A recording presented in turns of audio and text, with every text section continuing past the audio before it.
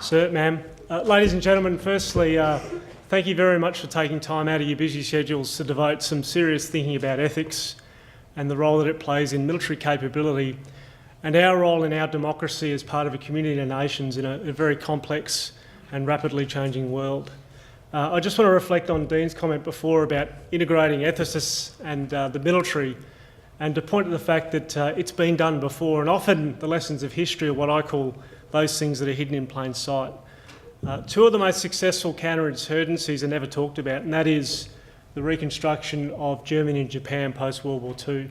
No one ever hears about the Wolverines or the Japanese resistance in the context of total defeat and unconditional surrender. But one of the forcing functions, or one of the real lessons of effectiveness in the US-led ability to reconstruct those countries was born out of the fact that their military devoted significant time in the war to developing non-military components of national power in the context of reconstruction. They learnt that out of the experience of the Civil War.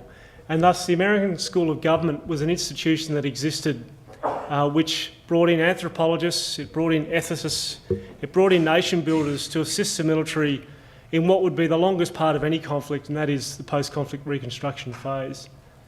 And so, to Dean's point, I can only congratulate those that have organised this forum that further integrates the military, its democracy and its capacities to manage post-conflict reconstruction in ways that set and chain enduring positive outcomes such that we see in places like Germany and Japan today. In the next 20 minutes, I'll just take you through some reflections that I have as it applies to ethics and its impact on military operations. And it goes without saying that you all have your own perspectives, and these are mine. But certainly this has been informed by my experiences both in peacekeeping, Chapter 6, as Brigadier McIntosh referred to, peace enforcement, Chapter 7, such as we saw in 2001 in East Timor, and then in essentially close or joint land combat in the context of those special operations missions that were conducted in Afghanistan in support of our nation and our coalition, and most recently those operations which we're conducting with our partners and the government of Iraq in that place at this time. To state the obvious, the world is changing. If you told me 16 years ago that we would spend our longest war in Central Asia fighting the sworn enemy of the Soviet Union, I would have said that was probably unlikely. If you had said to me that it would be a possibility that we would be conducting whole of government operations to repatriate dead Australian civilians on the steps of the Russian country and its borders in the context and at the moment of a conflict between proxy forces, Ukrainian forces and Russian forces, I would have said that was probably unlikely.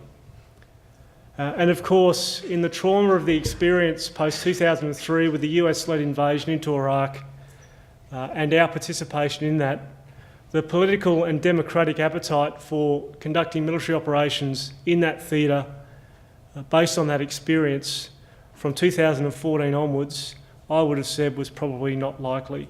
But nonetheless, here we are. None of those operations were what we in the Army call force structure determinants. None of them really were consistent with the prevailing narrative in our understanding of post-conflict as it applied to our own exit and withdrawal as military forces and as nations in the context of national security.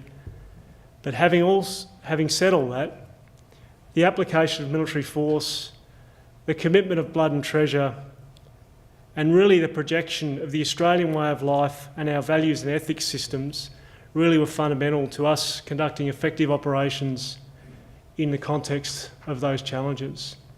You're all familiar with the notion of jus ad bellum and in bello, justice of war and in war. And this morning when Brigadier McIntosh talked about the Australian efforts as part of the UNIMIR mission in Rwanda, it was really a focus of justice in war, noting that the of war component was limited by a UN resolution that was limited to a Chapter 6 undertaking, the real politics of coalition building. But the reason I bring this up is the frustrations around the reasons of war don't prohibit, don't forfeit the application of our own notion of justice and ethics in war. And in that context, it's a universal value whether you are conducting close combat, whether you're conducting peacekeeping, peace enforcement. Justice in war is very much the foundation of ethics as an organisation, and some of those group behaviours and setting those standards as commanders and as leaders when conducting military operations. Okay, General Dunlap very kindly introduced Carl von Clausewitz in his brief this morning. For those of you who aren't familiar, the notion of remarkable trinities rests within his classic on war in the chapter that is specific to the people in arms. And it talks about the correlation, the coincidence and the causation between the people, the commander and his army, and policy and politics, and the influence those play on each other in essentially being able to determine righteous war, right war, and justice in war.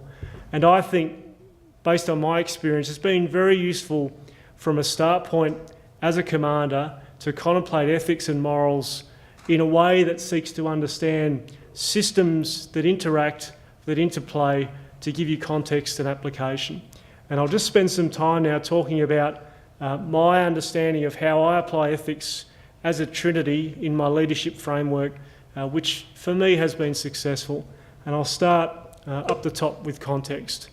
I took some time to introduce the topic and talk about the global system because context and perspective always matters. I'm not talking about postmodernism, I'm not talking about cultural relativism where do whatever you want and act in your own interests and do it my way becomes the raison d'etre for everything you do, because there are consequences in that regard.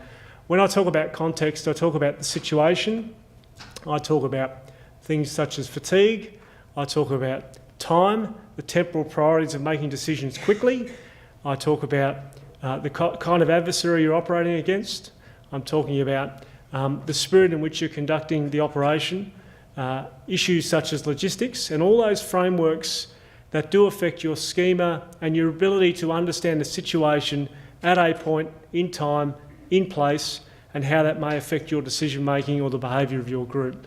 There is no doubt that in examining incidents, and there tends to be a bias in understanding ethics towards the negative because we only ever examine, it seems, cases where ethics are absent. We tend not to spend too much time on when ethics are present and good decision making is occurring. And that's something that context also provides.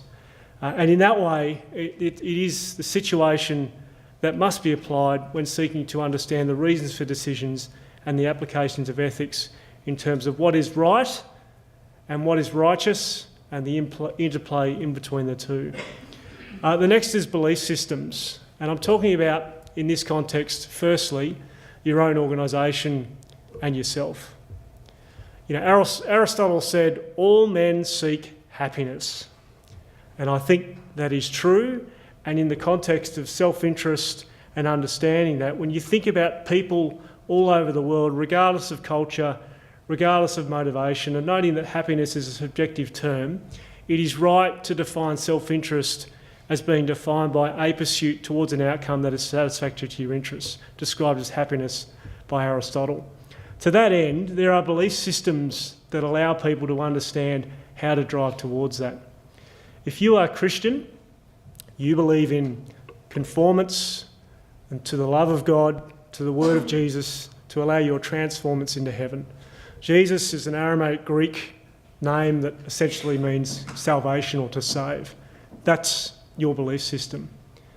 If you're Jewish, you believe in a Mosaic approach to law, which is sort of 631 injunctions, thou shalt not, and it's very much a stated set of rules and schemas that you live in. And again, that affects your belief system. If you're Islamic, you're a Muslim, again, it literally is understood to have submitted or to submit. In that way, there is a doctrine and a principle and a strict adherence to the Quranic teachings that define your belief system. If you're agnostic or you're atheist, you may believe in a legal system and a rules-based approach or an objective-based approach to understanding how decisions are made in that context. I bring all this up because your own schema, your own bias is affected by your own belief system. Your group, your unit, your organisation, your country, your partner force, your adversary, your enemy have their own belief systems.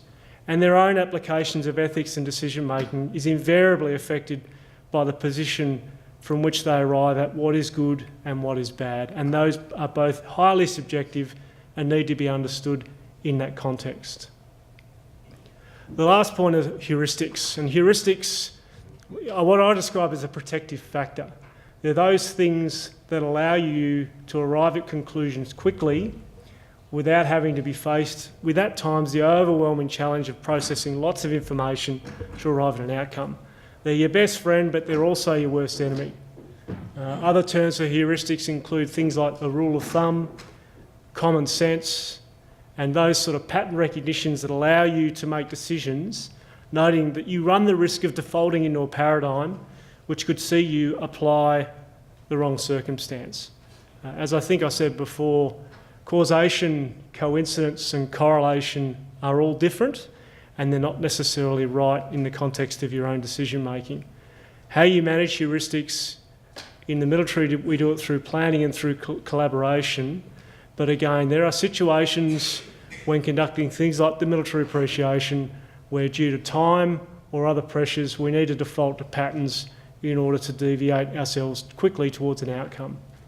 All those things, context, belief systems and heuristics, affect our ability to make decisions, affect our understanding of what is right, what is righteous, what is wrong, and affect our unit and our group's worldview in such a way that drift can sometimes occur when understanding what is ethical, what is moral, and what is right for the mission. I will venture forth something that I welcome debate on, but I believe that there are two types of ethical frameworks, and I think there are situational ethics, and I think there are strategic or fixed ethics, okay? Fixed ethics are more what I would term morals. It's the difference between right and wrong. It's immutable. Now, of course, it's affected by these three things, but those things are unchanging, okay? Situational ethics, and this is where the discourse and debate begins, apply when we allow, for the purposes of a situation, some adjustment to a strategic or a framework ethic perspective. If you're a pilot and you're shot down over enemy territory and you are taken prisoner, it is ethically appropriate that you lie to your captors in order to protect your own force and protect your mission. But that doesn't make lying okay. And that's what I mean, situational ethics as they apply to circumstance. The challenge and the drift occurs when that deviation, that acceptance of a situation as an overriding factor for an ethical adjustment, drifts and becomes normative behaviour. And then suddenly it becomes okay to lie all the time. Or it becomes okay to use a speed tool or something to subject a shorter process or a pattern of neglect when it comes to things like application of ROE and just application of, you know, the soldier's Hippocratic oath to always do good. So situational ethics are highly contextual, and drift will occur without one transformational factor, and that's leadership. Tom's already talked about it, but the absolute essence of effective ethics as a discipline in all military units is always leadership. Okay, the military relies on predictive behaviour and adherence to certain rules and regulations in order to generate capability and capability outcomes. We need that since the age of 1648 in the Treaty of Westphalia, when we declared state-on-state warfare as a fundamental element to national security and sovereignty. That kind of predictive behaviour in professional militaries has always been important to generate capability outcomes. Leadership is the action, is the forcing function that keeps that kind of behaviour within the bounds of what is lawful, what is ethical and what is moral.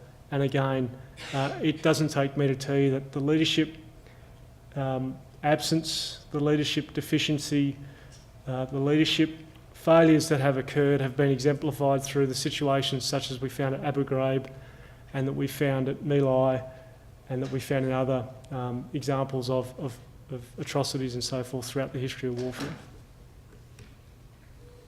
Okay, this is a graphic of Uruzgan province. It represents the laydown of the civilian population, essentially by their tribal affiliation, and really does seek to highlight the variation of perspectives, views and beliefs that exist across that system. The reason I bring this slide up is because I want to highlight and re-emphasise the point about ethics as a framework, and just continue to reinforce the point that our adversary have their own ethical framework, non-combatants have their own ethical framework, and it all affects the way operations are conducted and the way that we apply our own ethics and our own mission and our own role in securing military outcomes. If you are a commander conducting a mission, for example, to dismantle, defeat a lethal aid system that includes an IED facilitator, and you have the capacity, for example, in this situation, you observe a person laying an IED with a provincial reconstruction team convoy moving down a road, and you have the lethal means to target that individual, then it is absolutely right in the subjective and objective ROE sense and in a mission sense to apply lethal effects to destroy that target and to prevent injury or otherwise to your convoy moving down the road as a force protection measure. That is a very clear-cut application in that circumstance. If, however, you're also aware that the person laying that IED was from a tribe in the Mirabad Valley, for example, who were currently being held hostage by the Taliban, who were impressing non-combatants to go out and lay IEDs on their behalf, it changes the framework to a point where it does become an issue of more right or less right in the context of force protection of the convoy, having no other means to alleviate that problem, and whether or not that is a legitimate military target. Now, there is no right or wrong answer to that. There is more right and less right. And the art in the application of this context is that leadership component. It's that understanding of context. It's your own belief systems. And potentially, it's a heuristic that allows you to get time, to win time in that dilemma, to maximise your consideration and contemplation of the issue, so that when you can make that decision as a commander, it's made with absolute conviction. Okay? The reason why military ethics are a discipline, all of their own, is because they are very, very difficult for soldiers to be able to apply a list or a menu to, and they need context, and they need contemplation, and they need those things that are intangibles in how we educate our people. It's things like, Rudyard Kipling called it izzat. It's a Hindi word. It's the intangible thing of being a soldier that allows you to discern black and white and grey.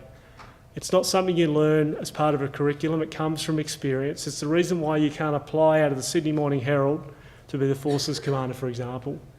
It relies on that instinct that's built over time to be able to discern situations and apply an effective military judgment. The other issue is what Nicholas Taleb calls skin in the game, and if you've read Anti-Fragile or The Black Swan, you'll understand what I talk about. But his proposition is that you never trust anyone's judgment or their ethical viewpoint unless they've got personal investment in the situation.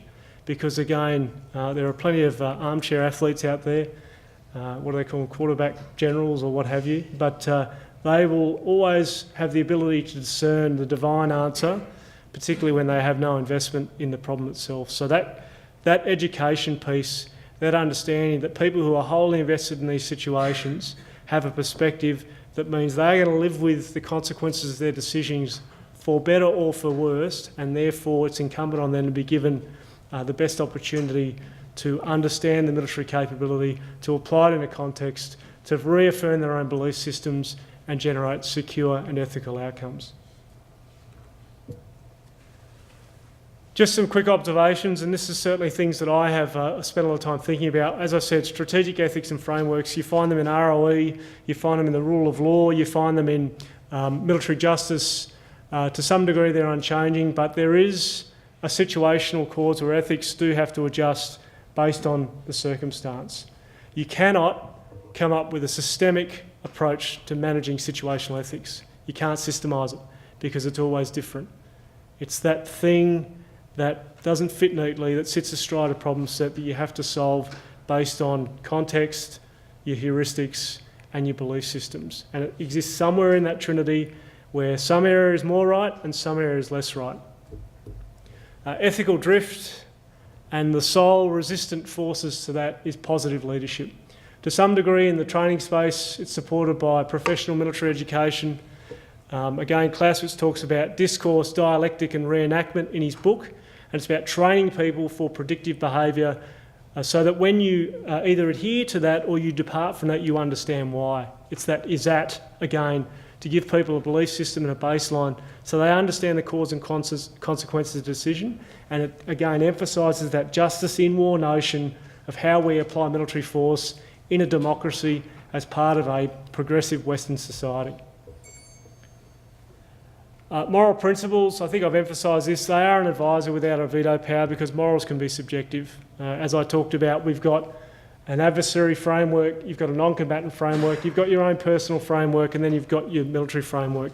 And they don't all superimpose neatly on top of each other, and they have to be applied subjectively. It is always easy to be idealistic when examining situations when you're not wholly invested. And again, I would just ask you to think about the notions of strategic corporal, understand the pressures that our soldiers face when making these decisions, but that doesn't excuse poor decision making. It just goes into how we best equip them with the tools they need to be able to operate in that environment. Some people call it mental armour. You've heard about post-traumatic growth. They all speak to the same thing, giving the people, our people, the tools they need to go forward. And the last point is one I'll leave open. It's about the role that technology has. Some would say it's potentially acted as a reductionist, function in warfare. It's reduced warfare to a targeting cycle or an intelligence cycle. And what effect does that have on our own worldview and our own perspectives? And that again is something that I know academia is dealing a fair bit of time on thinking about. Again, I would just talk about the skin in the game to lead piece as it equates to being in close combat and fighting your enemy in that context, or applying kinetic force through the prism of a dynamic strike using an unmanned system. They have different perspectives, but the consequences are potentially the same. How do we give people the tools they need in the latter approach that doesn't equate to a slippage in their moral perspective, their understanding of proportionality and the application of lethal force? Okay, you've all seen that. I would just leave you with a bit of a teaser on, as we go forward, the application of ethics, the application of lethal force with our partners in situations such as Iraq will be a prevailing military challenge for us going forward and into the future. We often tend to think about the next war in the same context as we fought the last. I think people agree that the world is changing, but change is an enduring feature of global politics and the way the system works, and thus it is with warfare. So where we see to ally ourselves with the government of Iraq in securing their national borders through an advisor assist mission, through a building partner capacity mission, our understanding of our ethics as a capability enabler, our understanding of justice in war, what is right and what is righteous, and understanding that those two are very different in ensuring our national security outcomes is pivotal to being able to generate, through effective leadership, the strategic framework for ethics that we need, the knowledge that when we depart into a situational ethics situation, it's for an intended purpose, and then having the organisational leadership and the core leadership ability to be able to use leadership as a function to maintain a moral compass in an appropriate moral and ethical framework is critical to capability success. Ladies and gentlemen, I will pause there. Again, thank you very much for having me along this afternoon, and I look forward to your questions. Thank you very much.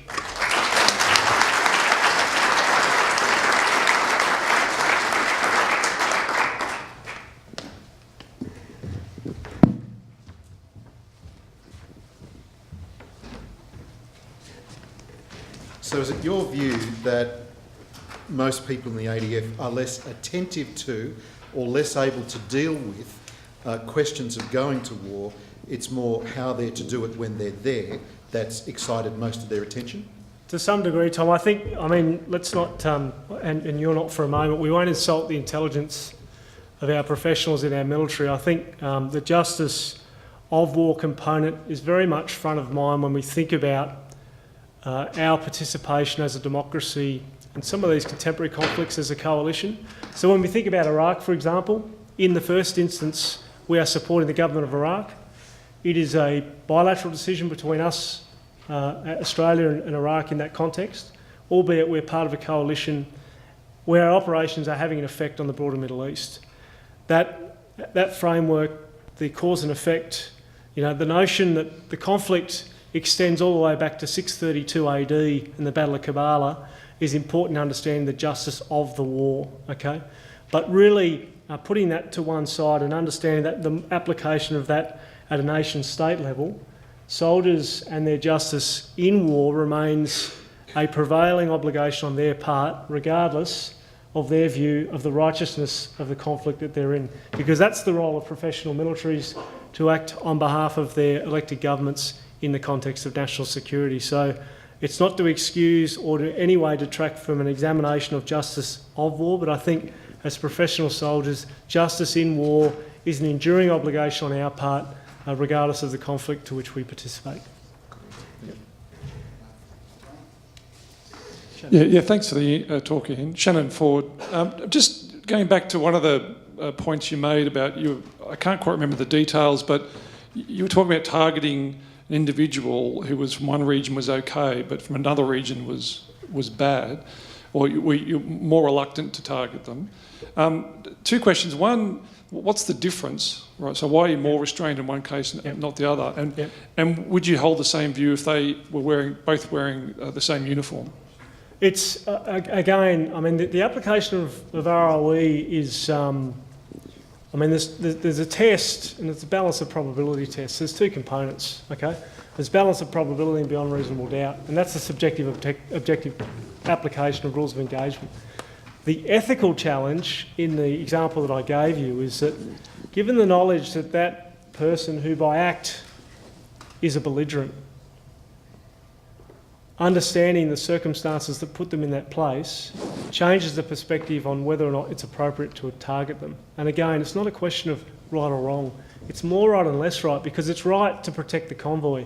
It's right to target that lethal aid system. That person is taking a direct part in hostilities as described under rules of engagement. But it ain't as right as when you knew that guy was an active member of the Taliban group, and that came with a degree of conviction which the latter distinction doesn't have. And it's not a question to answer per se, but it is one to contemplate, and it's a good one for soldiers to think about. I mean, I've had this, when I was a CO, for example, I used to tell my unit that I was a CO of 2 Commando Regiment, but I was also the Chief of Army's representative inside the unit. So I wasn't part of their groupthink. I was there to act as the agent, as Tom referred to, as that person that could identify abnormal behaviour, because war is abnormal, and then to call it out for what it is. And so in that respect, in that regard, as it applies to your question, there's no right or wrong answer. It just depends. It's that subjunction that's in Clausewitz. It depends. And it's the urgency of now. It's force protection. A 20-kilo yellow palm olive container on an unprotected vehicle will kill everyone in that vehicle. Okay, so by not making a decision that leads to a kinetic targeting, you potentially bear that consequence. By targeting him in the knowledge that potentially his motives are not as a belligerent, that is a dilemma. It's hard. Ethics are really hard, and that's the challenge that our soldiers face in an environment where we can't dehumanise the enemy because he's not wearing a uniform. We can't call him an argy because we can't do what Dave Grossman does and dehumanise a collective group based on what they wear. That's a challenge in hybrid warfare. On one level we've got an easily targetable enemy, bring him above detection threshold, destroy him. Very clean cut, laws of war, Treaty of Westphalia, it all works. On the other side, we've got people who are part-time belligerents, depending on what they're doing, who are as lethal a threat to us, yet being able to discern when to target them is an inexact, imperfect science. So I hope that answers your question. And hopefully, Tara. Tara Goodman, Australian Red Cross. Thank you very much for the talk. I really enjoyed it, and I liked your distinction between the situational ethics and the fixed ethics, which I think follow on very nicely from the Brigadier's talk on his situational challenges in Rwanda. But I'm interested in just interrogating what the fixed ethics, which you skimmed over quite quickly. Would you agree with Major General McNairn, who referred to the Geneva Convention's touchstone as his ethical framework when he was talking about distinction, proportionality and military necessity as being the fixed ethical touchstones? Are they also the ones that you would share, or are the fixed ethics something different? No, that's absolutely right. So the laws of war are immutable. We have no deviation from those. Our own domestic laws and our Commonwealth Criminal Code and our various national security protocols are immutable. And I'm not saying that as a throwaway line. That is absolutely the case. Sorry? So that is your ethical code in terms of the fixed ethics is essentially the principles that underlie the Geneva Conventions. Fundamentally, yes. Yeah. Yes, that's right. Within the military, we also have, we have policies, we have directives, we have orders, and again, they are immutable. I think where, again, strategic ethics, let's think about, if you're in the Royal Australian Medical Corps, let's think about the Hippocratic Oath, okay, which, do no harm, which may see you in a situation where you may have to make a decision about the application of humanitarian medical support versus the withholding of that option in order to preserve capability for your mission, which might be you can only use a certain amount of blood or a certain amount of blood plasma for humanitarian efforts, regardless of the urgency of that problem, so you can maintain a certain provision for your military operation in the event of mass casualty. Again, there is no clear-cut solution. It is hard, and that's where some of those strategic frameworks they're not legal, again, in that ethical, moral prism to where there is no right or wrong answer, but you've got to somehow make a decision. And that's the dilemma of a modern day soldier. Thank you. Would you please join with me in thanking Colonel? Thank you.